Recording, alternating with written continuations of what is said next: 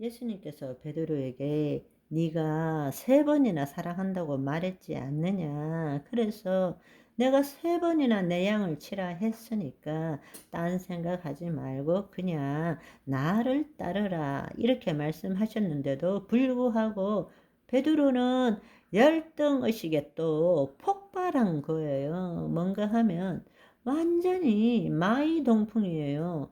다른 사람이 하는 말을 귀담아 듣지를 않고 그냥 자기 생각에 가득 차 있는 것입니다. 왜냐하면 십자가 사건 때 베드로는 도망갔죠.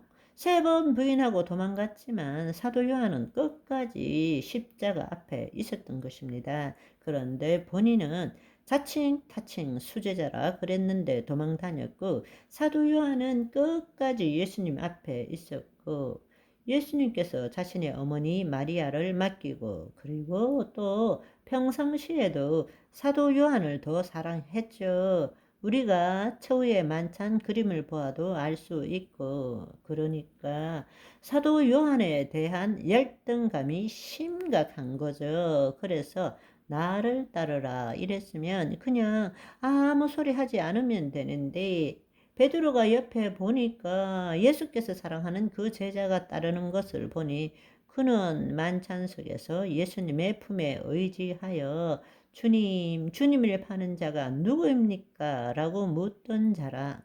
그래서 베드로가 그를 보고 또 입을 열어가지고 주님, 나는 원하지 않는 곳으로 간다지만 죄는 어떻게 됩니까? 이렇게 물은 거예요. 그랬더니 예수님이 그때는 좀 열불이 나신 것 같아요. 네 할 일이나 해라. 내가 올 때까지 그를 여기 머물게 할지라도 네가 무슨 상관이냐. 너는 나를 그냥 따르라. 이렇게 말씀하시는 거예요. 와우, 정말 대단한 베드로 아니겠습니까? 그게 무슨 상관이냐. 니는 니 할 일이나 해라. 제발 내 말 좀 듣고 나를 따르라. 이렇게 말씀하신 거란 말입니다. 못 말리는 베드로예요. 그러고 난 다음에 예수님께서는 제자들에게 하나님 나라의 일에 대해서 가르치셨습니다. 그런데 도무지 알아듣지를 못했습니다. 그야말로 우의독경이에요. 서기의 경일교와 똑같아요. 왜냐하면 40일 동안 하나님 나라 일에 대해서 그렇게 다 가르쳐 줬는데도 이스라엘 나라를 회복하심이 이때니까, 다윗 왕권이 다시 재건되는 것이 이때니까, 하나님 나라가 무엇인지 그렇게 가르쳐 줬는데도 못 알아듣고 또 엉뚱한 질문을 한 것입니다. 그랬더니면 예수님께서 때와 시기는 아버지께서 자기 권한에 두셨으니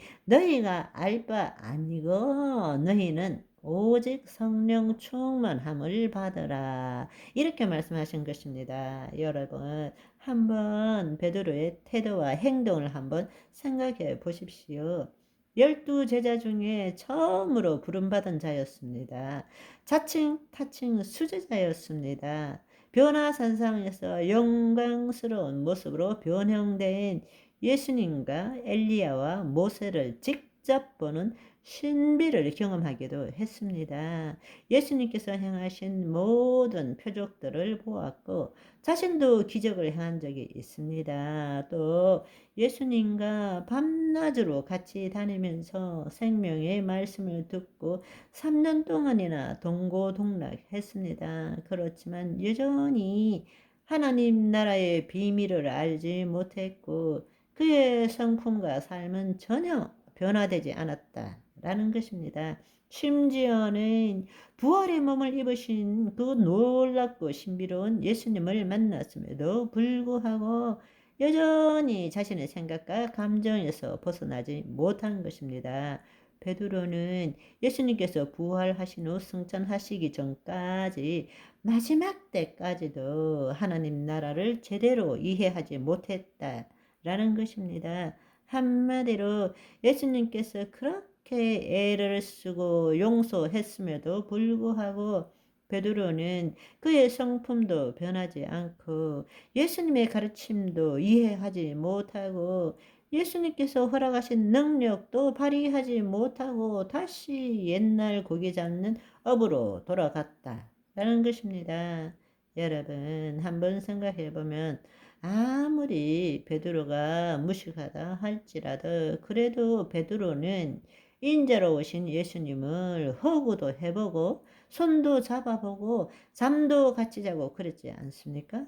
그런 베드로가 이 정도라면 실제로 오신 예수님을 만나보지도 못한 상태에서 우리가 이 성경의 말씀만 가지고 열심히 신앙생활을 한다고 한들 베드로보다 더 나을 수 있다고 어떻게 장담할 수 있습니까?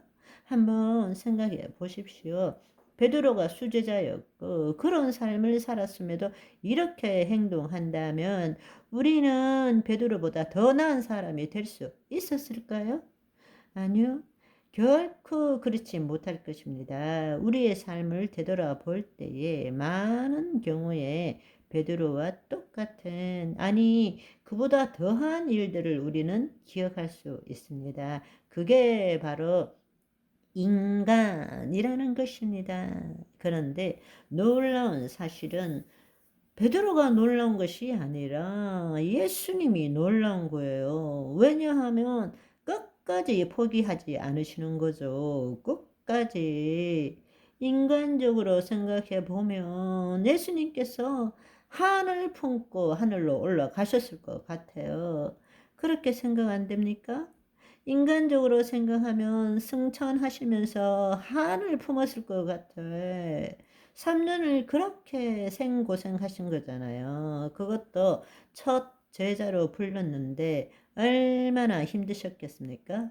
그런데 성경을 보시면 예수님께서 한 번도 실망했다라는 언급이 없습니다. 놀라운 일이죠.